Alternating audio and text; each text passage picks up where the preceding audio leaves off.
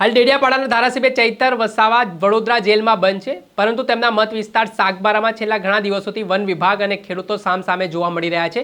સ્થિતિ વિકટ બનતી દેખાઈ રહી છે ને હવે ધારાસભ્ય ચૈતર વસાવાની સેના મેદાને આવી છે। શું મામલો છે, વિગતે વાત કરીએ।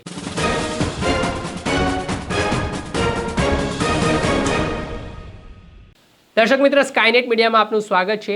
વાત કરીએ તો ધારાસભ્ય ચૈતર વસાવાના ગઢ નર્મદા જિલ્લાના સાગબારામાં ખેડૂતો અને વન વિભાગ આમને સામને જોવા મળી રહ્યો છે। એ ઘટના પાછળનું કારણ છે કે થોડા સમય વર્ષોથી ખેડૂતો આદિવાસી સમાજના અહીંયા જમીન ખેડતા હતા, પરંતુ વન વિભાગ દ્વારા તેમને અટકાવવામાં આવ્યાના અને લઈને વિવાદ વકર્યો।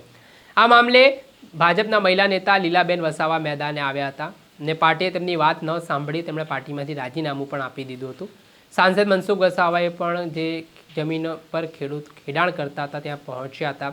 ખેડૂતોને તેમણે આશ્વાસન આપ્યું હતું કે સરકાર તેમની વાત માનશે અને તેમને જમીન ખેડવા દેશે, છતાં પણ આ વિવાદ છે તે યથાવત જોવા મળી રહ્યો છે। ત્યારે ધારાસભ્ય ચૈતર વસાવાના સૈનિકોની એન્ટ્રી થઈ છે આ કેસમાં। એ વિડીયો સામે આવ્યો છે, આપ આ વિડીયો જુઓ। डॉक्टर साहब, ओ डॉक्टर साहब, आपका प्रोसेस चालू जो आप कह रहे हो 20 साल से पेंडिंग से दवा चाहिए तो चालू है ना, डुप्लीकेट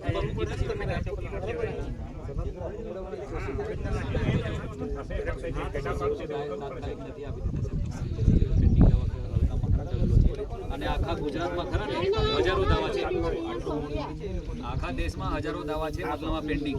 તો એનો મતલબ इसलिए पेंडिंग है क्योंकि प्रोसीजर फॉलो नहीं कर रहे हो आप लोग। सिंपल सा प्रोसीजर है, आप ठहराव ले लो, सभा से નથી હોતી સનદ આપવા માટે। બીજો કઈ નહીં, બટા પોલિસી है अपन धारणा को बोल देती, બીજો કઈ જ નહીં કહે છે। ઓપો મારવાનો कुछ ઓપો તાઈ બાબત તો કરી ચાલ ઇલેક્શન કાઈ બહુત કઈ ન કહે નામ દિયા સર જીવન મિલી આપવા માટે સીધી વાત તમે તમને કઈ જ નાખતા અમે બોઈ જાઓ વેવર બોઈ જાય આ જૂના ફેરાવા મે આપ્યો છે તે તમે મંજૂરી કહા દેજી બરાબર તૈયારી ડોગરી પુરાણવર ચલો રોડ કોઈ થોડા લેખાવી લાવજી કા આપો બેટા કલેક્ટર લેખાવી લાવવા પડે। સાહેબ તમે બદલા કેસો પછી બીજો તમારી સાઈડ ધારણા કરીએ, હવે બીજું એક્શન કઈ નથી। એ લોકો ફેરાવતા છે।